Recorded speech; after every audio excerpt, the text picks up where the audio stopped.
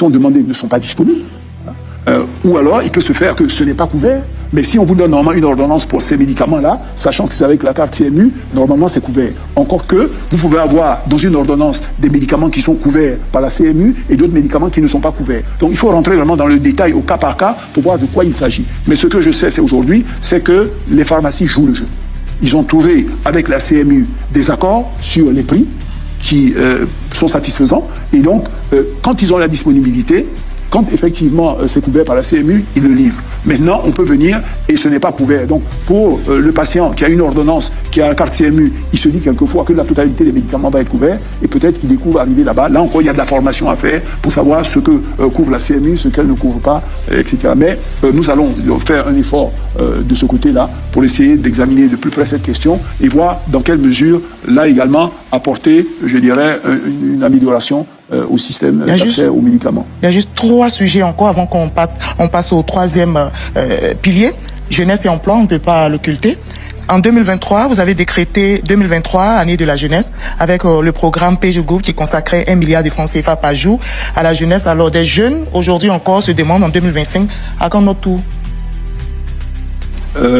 Oui, on a eu bien sûr le PJ-Gouv, mais on a également eu Jeunes et Avenir, on a Agir pour les jeunes qui ont permis donc non seulement de financer des stages, de financer, je dirais, de l'entrepreneuriat, de financer des projets. On a créé entre 2015 et 2011 et 2025 près de 6 millions d'emplois, dont 1 200 000 emplois formels. Donc c'est énormément qui a été accompli. Et comme je le dis, on essaie de renforcer la formation des jeunes à qui on donne accès à un certain nombre de ressources pour créer leur propre entreprise. Ça se fait progressivement. Toutes les régions, je dirais, sont touchées. Moi, en tant que président de région, j'ai effectivement pu bénéficier de ces ressources pour les jeunes de ma région. Naturellement, les jeunes de ma région, je n'ai pas pu satisfaire les besoins de tous les jeunes de ma région. Mais ceux qui sont les plus motivés, qui ont de bons projets, ont eu accès à ces ressources-là et, surprise agréable, ont extrêmement bien réussi, ont remboursé, je dirais, ces ressources, ont même investi dans d'autres secteurs et, je dirais, sur les dernières évaluations que nous avons faites, ont donné des résultats qui sont extrêmement intéressants. Mais au fur et à mesure, bien sûr, une couche de plus en plus large de jeunes va être touchée. Alors, Monsieur le Premier ministre, avant de venir ici, j'ai examiné quand même le tableau de bord de l'emploi. C'est vrai, vous avez créé un certain nombre d'emplois, vous n'avez pas de 6 millions sur 10 ans. Mais le problème, c'est que la Côte d'Ivoire, en tout cas l'école ivoirienne, injecte à peu près 400 000 étudiants sur le marché de l'emploi. C'est énorme. Alors, quel est le programme que vous entrevoyez pour qu'on puisse absorber tous ces jeunes, d'autant que les mêmes études indiquent que les jeunes, si on ne fait rien pour que les jeunes soient insérés, ça peut être une bombe à retardement.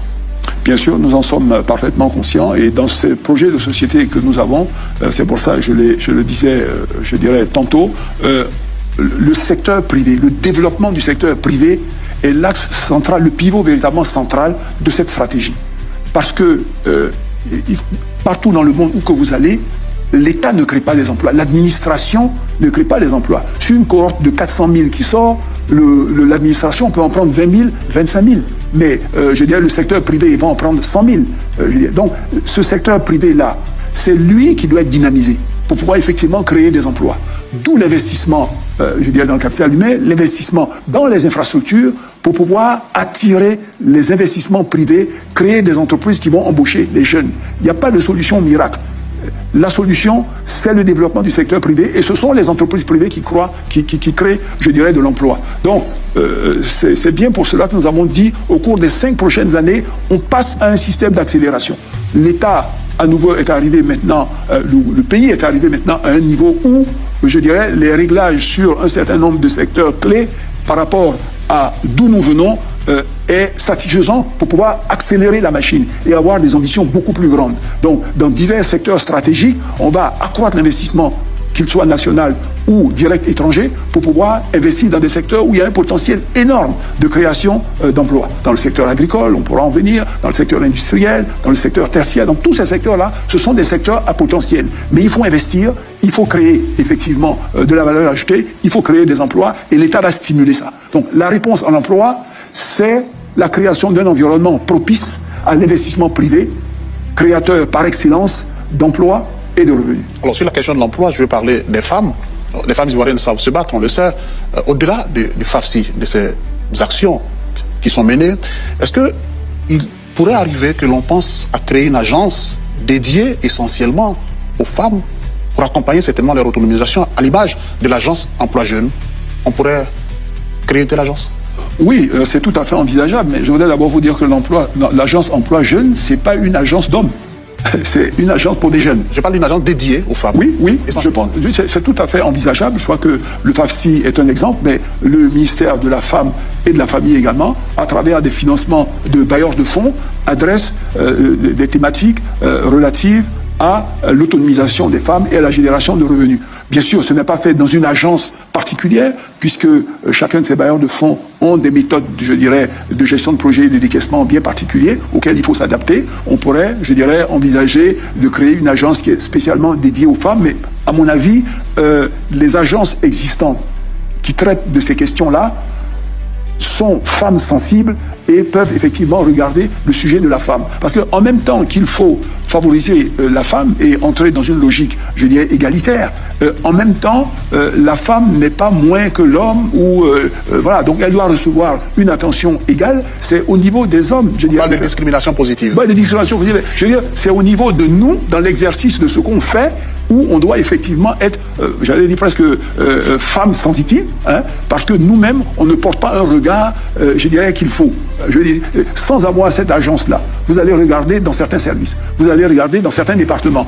Au moment où on fait les recrutements, on n'a pas cette sensibilité de se dire, mais il n'y a pas de femmes, il n'y a pas assez. Moi, je sais que à de nombreuses reprises au gouvernement ou sur certains sujets, chaque fois qu'un ministre vient et propose des nominations, l'attention du président, c'est de dire, mais vous avez combien de femmes? Justement, quelquefois même, à des ministres femmes, on dit, mais vous avez venu nommer, il y a combien de femmes dedans? Donc, je veux dire, c'est un niveau de conscience, je dirais, pour nous tous, je dirais, cette conscience du sujet de la femme. C'est un sujet relativement important. On a l'impression, alors on a un débat comme ça, c'est bien théoriquement, puis vous retournez à la maison, et puis vous allez vous-même, qui venez de faire ce débat sur le plateau, avoir des comportements qui ne sont pas pro-femmes. Bon, en fait, Monsieur le représentant du candidat, on vous prend donc au mot. Après 15 ans de gouvernance, les femmes, on le constate, sont encore peu représentées dans les institutions. Même dans vos gouvernements successifs, on était encore loin. On est encore loin du quota de 30% espéré. Alors, est-ce que vous prenez l'engagement, au nom, puisque vous portez la voix du candidat du RHDP, de corriger cela en cas de victoire? Oui, je pense qu'on a... Au Rwanda, ils sont déjà à 50-50, hein. Où ça? Au Rwanda, par exemple. Oui, mais je pense que... Pas une parité, au lieu d'avoir seulement qui vient de les battre, là, hein, je crois, où le président est femme, la première ministre est femme, il y a pratiquement plus de 50% des ministres qui sont femmes, le président de l'Assemblée nationale est femme, enfin, ils ont battu tout le monde. Il faudra encore attendre, monsieur le Premier ministre. Mais oui, il faudra attendre tant que les mentalités elles-mêmes, parce que l'État, on se rend compte qu'on a pris des dispositions légales qui favorisent, je dirais, les femmes et qui favorisent l'inclusion des femmes. Maintenant, ce dont les femmes elles-mêmes se plaignent, c'est que ceux qui sont chargés de l'application de ces lois, ce sont les hommes. Ils ne sont pas femmes. C'est pas vous qui le comprenez. Ils ne sont pas femmes sensitives. Donc eux-mêmes, je dirais, qui prennent ces textes ou qui sont chargés de l'appliquer, je dirais, doivent également améliorer ce niveau de... C'est un travail collectif. Le gouvernement fait sa part, le président fait sa part. Maintenant, on a un sujet de société. C'est pas un sujet de gouvernement uniquement. Chacun dans sa maison, chacun dans sa famille, chacun dans sa région. On se rend compte, et moi je vous le dis, je suis président de région, je me suis rendu compte à un moment donné, quelquefois, que c'est vrai. Dans le budget de ma région que je fais, cette attention à la femme n'est pas aussi vraiment j'allais dire focus, mais n'est pas aussi centrée qu'elle devrait l'être. Donc, oui, il y a un sujet de la femme. Nous avons quand même fait, je dirais, des progrès. On a quand même des avancées notables, en tout cas en ce qui nous concerne, que ce soit, je dirais, au niveau des préfets, que ce soit au niveau, je dirais, dans la fonction publique, que ce soit au niveau de la police, que ce soit au niveau même de l'armée. Dans beaucoup de services, vous allez vous rendre compte que l'État fait un effort particulier pour que le taux, je dirais, des femmes s'accroisse. D'accord. Et quel effort le candidat du RHDP, s'il est élu, fera pour mettre fin au féminicide qui inquiète de plus en plus, parce que de plus en plus de femmes meurent sous les coups de leurs conjoints? Quelle réponse politique ferme allez-vous apporter? Alors aujourd'hui, le dispositif légal, je dirais bien sûr, sanctionne assez sévèrement toutes ces infractions ou tous ces comportements, mais on est allé plus loin, on a mis des dispositions où dans les commissariats de police, on a un département spécifique qui est chargé de traiter de ces questions où les femmes peuvent venir se plaindre. Et on a fait en sorte que ce personnel-là soit féminin, de façon à ce que la femme soit plus à l'aise quand elle vient pour exposer son cas. Donc c'est déjà quelque chose de positif et qui permet aux femmes de venir beaucoup plus facilement, parce que quand c'était les hommes, elles avaient le sentiment que de toute façon, l'homme en face d'elles prendrait parti pour l'homme. Avec les femmes, ça s'est amélioré de façon significative et je pense qu'on va poursuivre dans cette direction-là, non seulement en matière de sanctions, mais également en matière de dispositions administratives, de dispositions organisationnelles qui permettent d'appliquer les textes que nous avons pris et d'appliquer les dispositions qui protègent les femmes. Avant de parler, de passer maintenant au troisième pilier pour parler économie, je voudrais, monsieur le représentant du candidat, vous poser cette question concernant les programmes de filets sociaux, et ça c'est, parlons de solidarité, les programmes de filets sociaux productifs, la propreté familiale qui permet donc d'aider des milliers de ménages vulnérables. Mais de plus en plus de familles, malheureusement, continuent encore, voilà, sautent des repas, les loyers, les denrées flambent. Alors, dites-nous, monsieur le représentant du candidat, beaucoup d'Ivoiriens qui disent ne pas s'en sortir. Est-ce que votre candidat promet justement une Côte d'Ivoire solidaire? Comment il compte redonner du souffle au pouvoir d'achat et alléger le quotidien de ces ménages? Sur les filets sociaux, donc vous remarquerez qu'on a fait beaucoup d'efforts. On est là en 2025, après de 400 000, plus de 400 000 ménages donc qui sont qui reçoivent donc des ressources dans le cadre du projet filet social. On projette en 2030 de passer à 850 000 ménages qui vont effectivement recevoir ces filets sociaux. Mais pour parler du projet de cette grande nation et puis parler de cette Côte d'Ivoire solitaire dans cette grande nation, la solution des filets sociaux est une solution qui n'est pas pérenne, elle est une solution temporaire. Parce que la réalité, c'est que vous sortez quelqu'un de la pauvreté lorsque vous lui trouvez une activité génératrice de revenus. Soit un emploi stable, soit, je dirais, dans le secteur informel, mais quelqu'un qui réussit à générer des revenus stables, des revenus qui ont un niveau suffisant pour lui permettre de satisfaire à ses besoins primaires.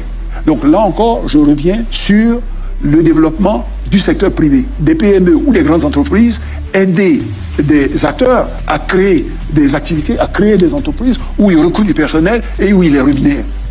Des grands pays dans d'autres continents ont eu en 30 ans, en 40 ans, à sortir des dizaines de millions de personnes de la pauvreté en créant justement des activités, des entreprises par le secteur privé pour avoir des emplois, secteur agricole, secteur industriel, comme je disais, secteur tertiaire. Donc l'objectif du candidat, c'est d'accroître de façon significative le développement du secteur privé, également en milieu rural, en région, pour pouvoir occuper les personnes, générer des revenus et réduire la pauvreté. Oui, on va parler économie à cause du temps. Premier ministre, vous avez parlé de la place du secteur privé, surtout des PME.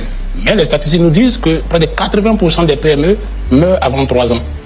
Les raisons, une fiscalité lourde, le coût des investissements un peu rigide, les problèmes de financement qui ne sont pas toujours là. Alors comment vous allez résorber cette question? Des initiatives ont été prises en particulier au niveau des PME pour adresser, je dirais, la question de l'appui au développement des PME. Et celle qui a été prise récemment et qui est donc en œuvre actuellement se retrouve dans la création de ce qu'on appelle le GUD, le guichet unique donc du développement des entreprises des PME, qui comprend essentiellement 2 grands volets. Un volet qui est recevoir les PME, les aider à formaliser leur plan de développement, les aider éventuellement à avoir du personnel de qualité ou à former leur personnel, puis ensuite un fonds, je dirais, de garantie qui permet d'apporter aux PME les garanties nécessaires pour obtenir un prêt bancaire. Donc ce n'est pas du financement par l'État des PME, mais cette institution de garantie